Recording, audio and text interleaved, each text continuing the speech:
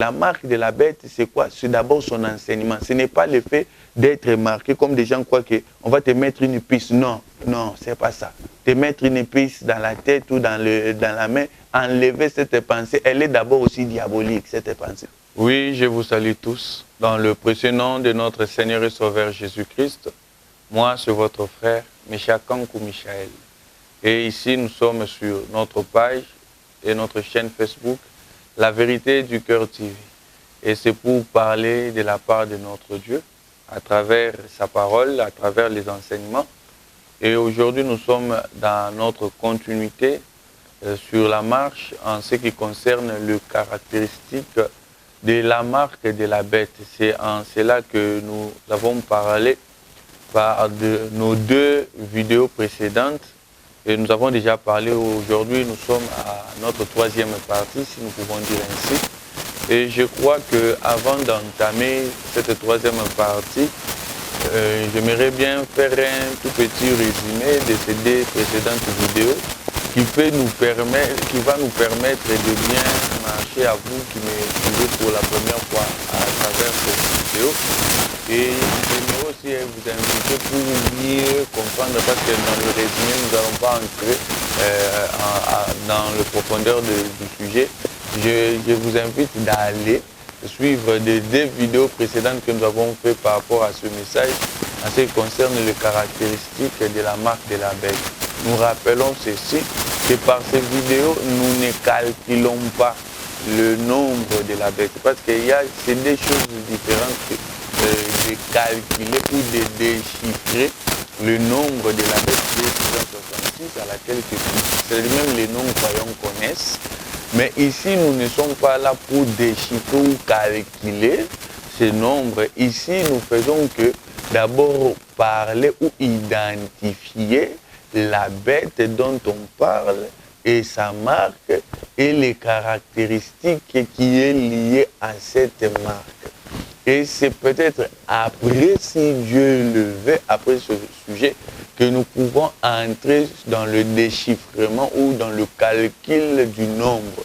Parce que connaître déjà la marque, vous allez comprendre que ça facilite à déchiffrer le nombre. Pour bien me saisir, vous allez comprendre que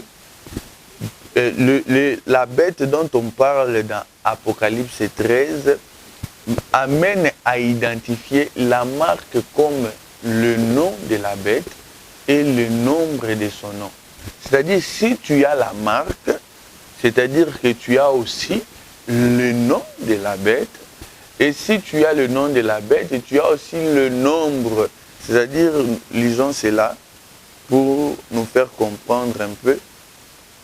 Dans Apocalypse 13, la Bible dit ceci dans son dernier verset de ce chapitre, la version, dans le verset 17 plutôt, du chapitre 13, Apocalypse. Je le lis au nom de Jésus-Christ, la Bible dit ceci. Et que personne ne put acheter ni vendre sans avoir la marque, et on dit virgule, le nom de la bête ou le nombre de son nom. C'est-à-dire que quand nous parlons du nom de la bête, nous comprenons que nous parlons aussi du nombre de son nom. Et en cela aussi, nous avons aussi la marque de cette même bête. Parce que c'est à partir de son nom, parce que la marque n'est qu'un signe qui vient se manifester pour identifier ce nom de la bête. En parlant de la marque, nous comprenons que nous parlons aussi du nom ou encore du nombre de son nom.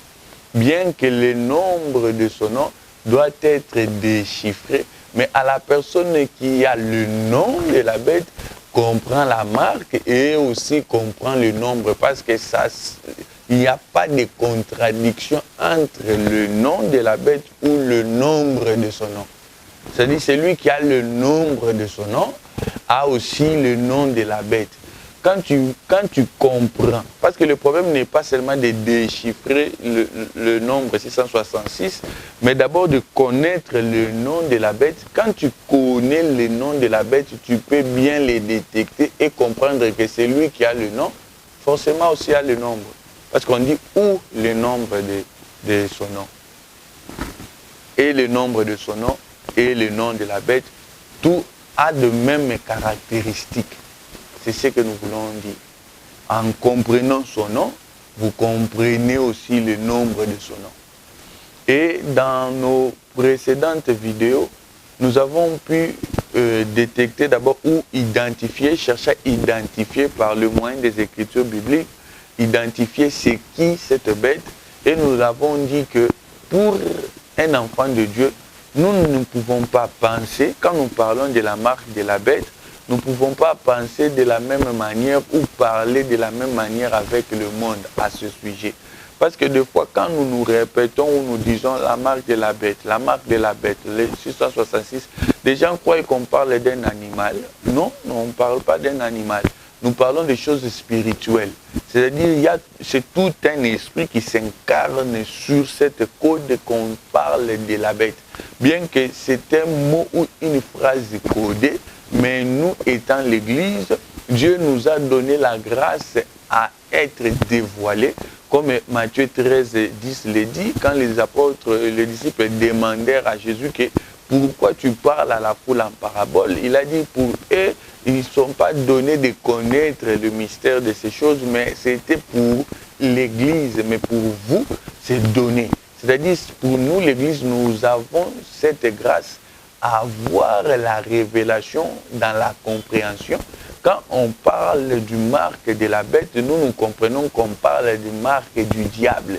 C'est ce que notre conscience et notre âme, cœur, sagesse doit saisir dans cette parler codifiée, de peur de tomber dans le piège de l'ennemi, à focaliser nos pensées ou nos analyses dans une bête. Or, en vérité, on parle du diable.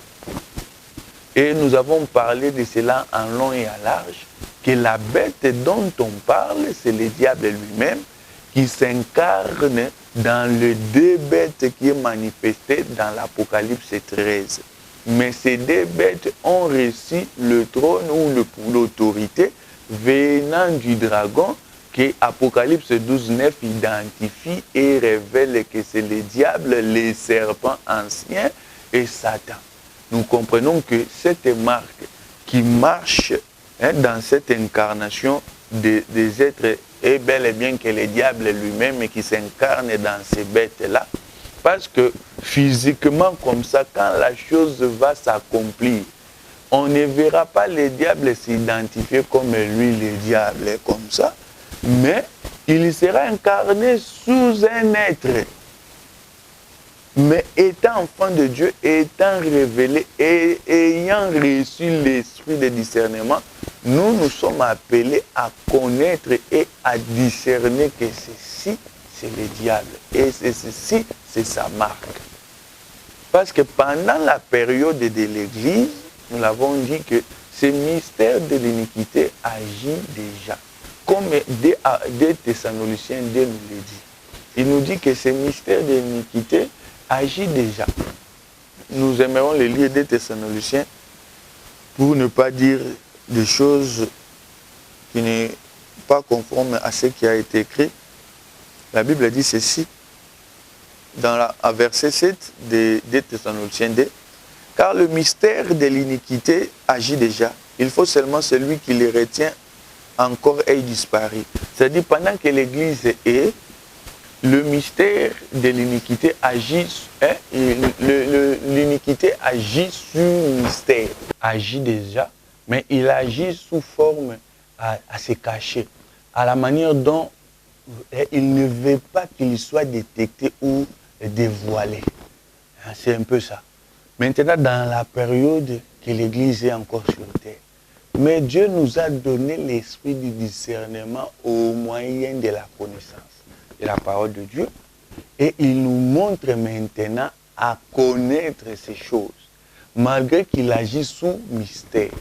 Et nous comprenons que cette marque de la bête n'est d'autre que le marque du diable lui-même s'incarnant.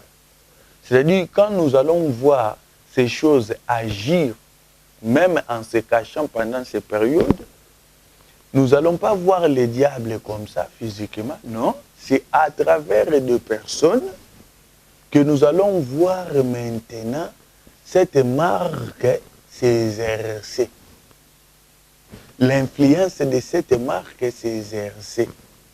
N'oublions pas que dans Matthieu 16, en commençant au verset 20, vous descendez, Pierre arrivait à un moment, il commençait à contredire Jésus en ce qui concerne l'œuvre qu'il devait accomplir à la croix, à Golgotha. Et Jésus lui a dit, arrière de moi Satan. Or, il y parlait à Pierre comme ça physiquement, mais c'est lui qui agissait, c'était le diable. C'est pour cela qu'il faut que nous puissions comprendre ou connaître ces choses afin d'avoir cette capacité de discernement, nous étant l'Église de Dieu, pour savoir comment agir face à ces choses. Car le livre d'Apocalypse, nous l'avons dit, elle est donnée pour nous, l'Église. Nous devons connaître ces choses. Je me répète dans ces choses avec le souci que chacun de nous prend conscience que nous sommes appelés de connaître ces choses. Nous l'avons dit dans notre première vidéo, que le livre d'Apocalypse, il a été donné pour les églises. Hein? C'était pour les églises. Ah, c'est-à-dire, quand nous parlons dans la révélation, c'est pour l'église, car il n'y a qu'une seule église. C'était donné à l'église. C'est-à-dire, nous étant l'église de Dieu, membres de son corps, nous devons connaître des choses qui sont écrites dans les écritures bibliques en ce qui concerne l'Apocalypse. C'est donné à nous. Commencez seulement dans le premier verset de ce chapitre d'Apocalypse, du premier chapitre d'Apocalypse. Vous allez comprendre que c'est donné pour nous. Et cela s'est fait tout en ordre, c'est par le biais du ministère, c'est-à-dire c'est par des ministres que le peuple de Dieu, que l'Église de Dieu doit connaître. C'est pour cela que nous vous exhortons que, étant enfant de Dieu, s'il faut prier et intercéder, que vous ayez la révélation des choses cachées de ces livres, il faut le faire. Les choses de Dieu ne consistent pas toujours à prier sur des choses terrestres. Je me répète qu'il y a des connaissances qui ne sont pas liées à nous, à Dieu lui seul. Mais étant l'Église, nous devons le connaître. Que Dieu est ceci, Dieu fait ceci, Dieu parle comme ça. Ça n'a rien à voir avec nos bénédictions. C'est-à-dire cette connaissance ne te rendra pas millionnaire ni milliardaire, ne te donnera ni véhicule ni l'argent. Mais cela te donnera la vie, parce que la vie, elle est cachée par la connaissance de Dieu. Comme Jean 17 et 3 le dit, or la vie éternelle et qu'ils te connaissent, toi le seul vrai Dieu, et celui que tu as envoyé, Jésus-Christ. Vous comprenez que nous devons connaître ces choses. Et si nous sommes toujours dans la récapitulation, dans un petit résumé de ce que nous avons pu parler. Et nous avons parlé dans notre deuxième vidéo en ce qui concerne la marque, cette marque-là. Parce qu'on ne pouvait pas parler de la marque, de la bête, sans d'abord savoir c'est qui cette bête. En sachant que cette bête, c'est le diable lui-même et le serpent ancien, Satan, nous comprenons. Maintenant, nous allons chercher c'est quoi sa marque. Afin de partir maintenant, voir les caractéristiques de sa marque. Parce que sans connaître d'abord la personne, nous ne pouvons pas comprendre sa marque ni ce qui caractérise cette marque. On le parle marque dans d'autres versions parce qu'il n'y a pas une version excellente qui se surpasse d'autres noms.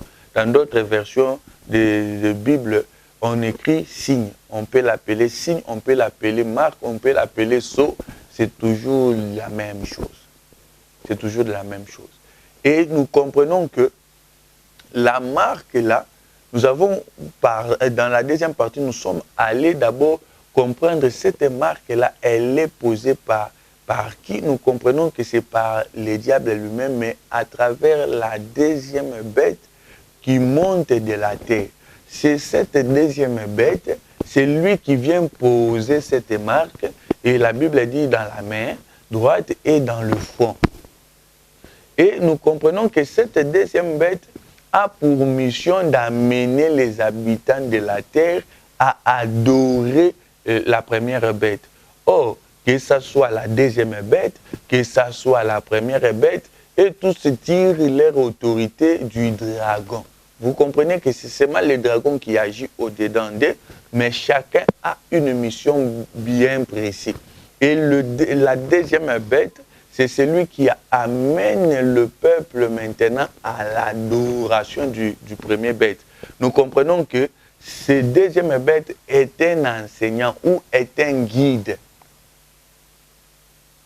Il vient comme celui qui vient guider les habitants de la terre à l'adoration. Parce que vous comprendrez que la deuxième bête, nous ne faisons pas de lecture, nous faisons juste des résumés rapides, que la deuxième bête, lui, a pour but ou mission d'amener l'adoration à la première bête.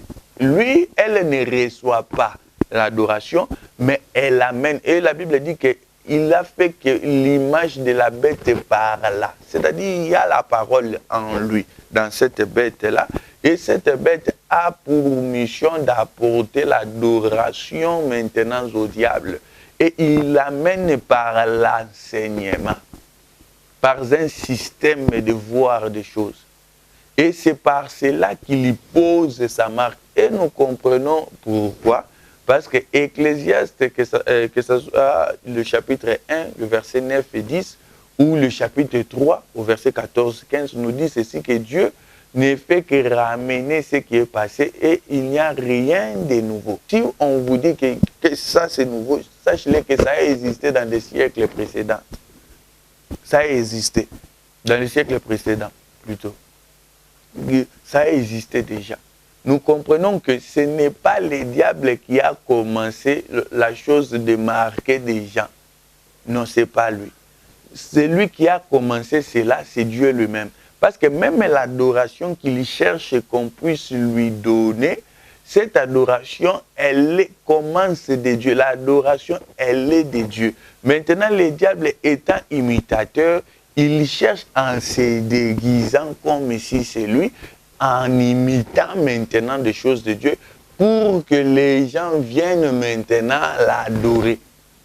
Et vous allez comprendre, nous avons pris le livre de Deutéronome 11 au verset 18 jusqu'à même à 19, ou même Deutéronome 6 au verset 6 jusqu'à 8. Vous allez voir que mettre la marque ou un signe dans la main ou dans le front n'a pas commencé chez les diables. C'est Dieu qui a commencé ça avec les enfants d'Israël. Et les enfants d'Israël, à travers le commandement et la parole que Dieu les avait donnée dans le désert, il les avait dit que prenez cette parole, enseignez-les à vos enfants, qu'ils soient un signe dans vos mains et entre le fronton de vos yeux. Vous comprenez que ces choses ont commencé en Dieu. Et le livre de 2 Corinthiens, au verset 1, chapitre 1 au verset 22, vient nous dire que cette marque-là, que Dieu, ce sont les arrêts de son esprit. C'est-à-dire, c'est son esprit. Or, l'esprit de l'Éternel est un enseignant. Et la Bible nous dit dans Jean, nous ne faisons pas la lecture à cause du temps, et nous faisons un résumé rapide, que le Saint-Esprit, le consolateur, c'est celui qui nous enseignera toute la vérité. Nous comprenons que la deuxième bête fait l'œuvre aussi comme un esprit maintenant diabolique. Parce que c'est un esprit en premier, bien qu'il portera un corps quand l'Église sera enlevée, mais c'est un esprit, cet esprit qui a pour but d'enseigner le monde dans le système diabolique maintenant. Et on avait donné plusieurs exemples, c'est-à-dire que les gens aient une pensée que ça soit universel à la manière de mal s'habiller, c'est-à-dire de mal de se comporter. Si la Bible nous dit que nous devons s'habiller avec pudeur, avec modestie, et pudeur et décence, lui amènera que nous sommes libres à porter comme nous voulons. Et c'est le système qui l'amène des gens dans le monde. Et vous allez voir que cela commençait déjà à entrer dans la tête des gens. Parce que quand l'on parle du front et de la main, c'est-à-dire nous parlons que de l'esprit, penser, la pensée, le raisonnement des gens fonctionnera avec ce système dans la tête et la main manifeste l'œuvre, le main d'œuvre, l'exercice, c'est-à-dire ils les pratiqueront aussi. Et cette marque-là n'est d'autre que l'enseignement de la bête. Et nous l'avons dit encore pourquoi? Parce que quand nous disons que le diable ne fait qu'imiter ce qui était de Dieu, nous le disons pourquoi. Même à Ésaïe 14, il dit qu'il voulait monter pour s'asseoir au trône de Dieu. Pourquoi il cherche seulement à imiter comme Dieu est? Et il le cherche comme Dieu est, mais en se déguisant, comme 2 Corinthiens 11, 13, 14 dit que le diable se déguise aussi comme un ange de lumière. Il viendra sous forme d'un enseignant, cette deuxième bête, mais maintenant pour marquer les gens. Parce que c'est à travers cette deuxième bête que les gens seront marqués de cette marque de la bête. Ce n'est pas la première bête qui l'amènera, c'est la deuxième bête qui l'amènera par son enseignement pour amener l'adoration aux premières bêtes, mais à travers quoi? La parole. Et nous comprenons en cela pourquoi? Parce que le nom de notre Dieu, la Bible nous dit ceci. Dans Apocalypse 19, au verset 11, je descends, la Bible dit ceci, Apocalypse 19. Puis j'ai vu le ciel ouvert et voici paru un cheval blanc. Celui qui les montait s'appelait fidèle et véritable, et il jugeait combat avec justice. Ses yeux étaient comme une flamme de feu, sur sa tête étaient plusieurs diadèmes. Il avait un nom écrit que personne ne connaît, si ce n'est que lui-même. Et il était revêtu d'un vêtement teint de sang, son nom est la parole de Dieu. C'est-à-dire notre Dieu, son nom, pour être marqué de son nom, tu dois avoir sa parole. C'est pour cela d'ailleurs il dit que en vérité, je vous le dis, celui qui garde ma parole ne verra jamais la mort. Et celui qui a sa parole, c'est celui-là qui est marqué du sceau du Saint-Esprit, parce que c'est le Saint-Esprit qui nous amène sa parole. Et quand il nous amène sa parole, quand c'est lui l'enseignant, il nous amène la parole et il nous marque du sceau de Dieu. Et de même que le diable aussi de son côté, il amène, parce qu'on dit que les gens seront marqués de sa marque ou du nom de la bête. C'est-à-dire le nom de la bête et son enseignement, et son système de faire, son système de voir des choses.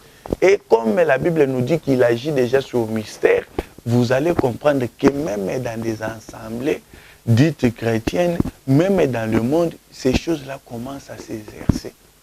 Vous allez voir des gens mettre la légèreté sur des choses qui concernent la parole de Dieu.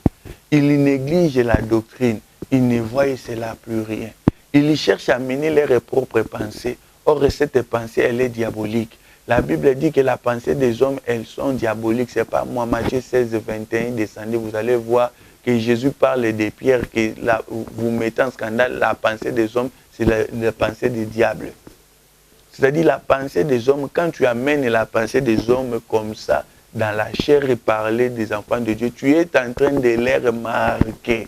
Les marquer quoi? Les enseignements de la bête. Parce que c'est la pensée, c'est l'identité de la bête d'amener une autre pensée que celle de Dieu. La bête a pour but et a pour mode de vie de prendre ce que Dieu dit, de l'enlever et de venir avec sa propre pensée pour l'introduire aux enfants de Dieu. Nous sommes déjà en train de détecter ces caractéristiques de la bête en parlant comme ça. La première caractéristique que nous pouvons dire et que vous pouvez comprendre d'abord que la marque de la bête, c'est quoi? C'est d'abord son enseignement. Ce n'est pas le fait d'être marqué comme des gens croient qu'on va te mettre une puce. Non, non, c'est pas ça. Te mettre une puce dans la tête ou dans la main, enlever cette pensée, elle est d'abord aussi diabolique, cette pensée. Oui, vous allez comprendre que quand on parle de la marque de la bête, ce n'est pas le fait de vous mettre une puce là ou quoi que ce soit. C'est simplement d'avoir ou d'acquérir dans ton cœur ou dans tes pensées, dans tes raisonnements, le système ou la manière de faire de ce monde qui est sous l'emprise du diable. Le diable a sa mode, sa manière de vivre. Elle vous les marque. C'est-à-dire, quand elle vous met cette signe, vous vivez comme le monde, comprenez que vous avez sa marque. Quand quelqu'un veut s'habiller comme le monde, comprenez que vous avez sa marque. Les efféminés, ce sont des choses, des systèmes ou des manières de vivre. C'est la culture du diable.